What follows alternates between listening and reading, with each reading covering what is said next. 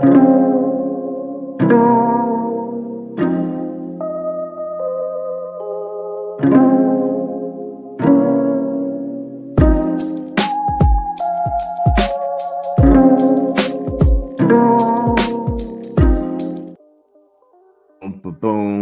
Man, I'm loving that. Shout out to everybody who rocked with us on this beautiful Wednesday here in the Midwest. It's your boy Big Vern. We've reached the end of the show. We talked some Big Ten football conference, the breakdown, who gets into the playoffs, who doesn't, along with the SEC and the Big 12. Now we're going to go ahead and finish this thing off with the ACC. Yep, the ACC. Okay, let's start with who's out, like we always do.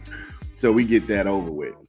North Carolina State, North Carolina, California, Cal, Florida State, Wake Forest, Stanford, Virginia Tech, and Boston College.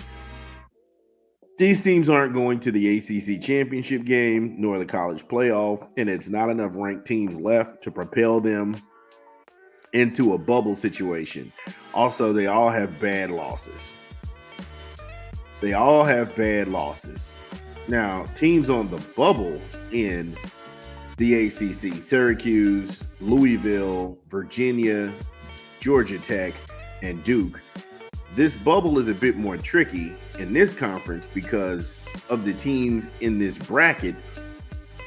Not only can they play season spoiler, but they can also find themselves in the conference championship game. So the bubble in the ACC isn't as big. Well, it is perplexing, but it does have huge implications. For example, Louisville is in a prime seat on the bubble. They beat Virginia and Virginia Tech. They still get Syracuse and Miami plus Clemson. And then they get Kentucky at the end of the season. Now they need Kentucky to have a winning season, and they need to win that game to stay at that top 4 spot in the ACC. Now that's highly unlikely. I mean, Louisville did find a way to put it together to get out of there and beat Virginia. However, Miami coming off a bye, and they have to come to L&N. If Louisville's able to get that win, that's going to go ahead and propel them into that bubble at the top of the bubble. Of the teams on the bubble, they've already beaten Georgia Tech. They already beat Virginia. Syracuse is still a game they have to play, and that's a tough game when they got Kyle McCord, and then they got Georgia's ex-defensive coordinator who's running that team. Because Syracuse, they play ugly games, but they also win. So I don't know if Louisville can stay disciplined and have enough key play calling situations down the stretch to pull that thing out. But then they get Clemson. And like I said, and that is in Clemson. So who knows how that thing's going to turn out. Again, it's just a lot of complex moves when you look at qualifying the ACC to at least get 2 teams in, because they're not. The conference had a down football year. There's only been 3 teams worth really talking about. That's Miami, of course, Clemson, and Louisville.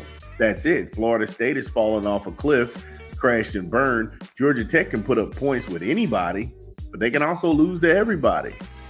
Give me a quick 20 from an unofficial sponsor of the show. This is Big Vern. Drop the spot.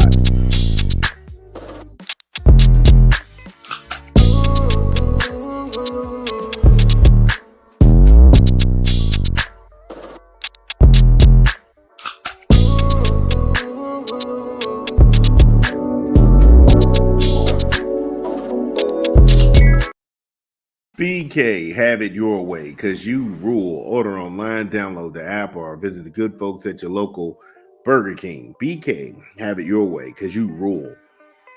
So now that we wrapped up who's gone, we also wrapped up who's who's on the bubble.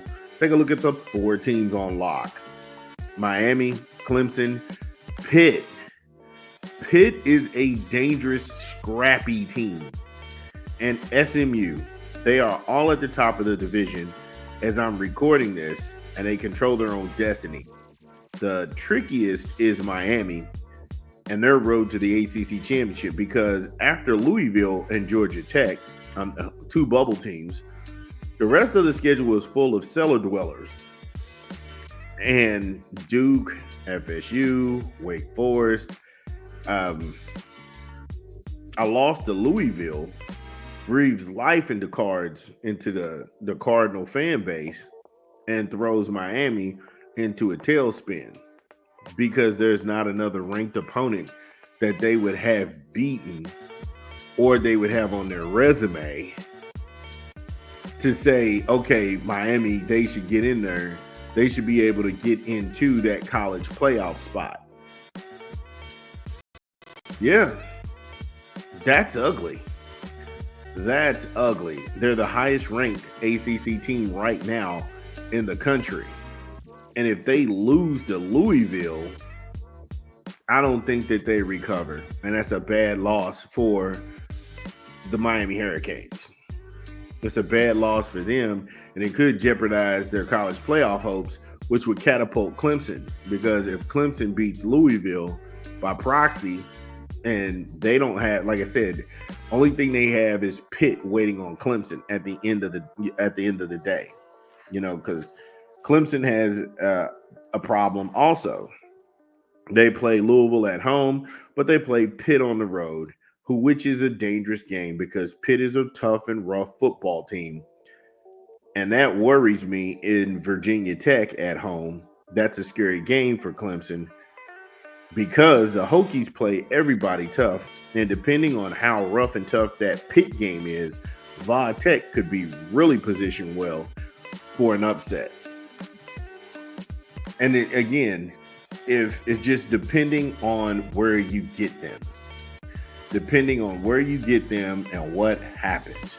Now, Clemson could embarrass Louisville. Clemson could make a show of Louisville and an example. But Pitt, by that same turn of events, Pitt could really rough up and beat up Clemson. And then Clemson would stay on the road and have to go to Virginia Tech. And that could set Clemson back huge by taking a loss to an unranked Virginia Tech or an unranked Louisville. So at this point, it's nice to see these teams take these kind of risks when you get down there. However, nothing is guaranteed. Nothing is guaranteed. But, well, that's the show. Thank you all for sharing, liking, and subscribing to the content.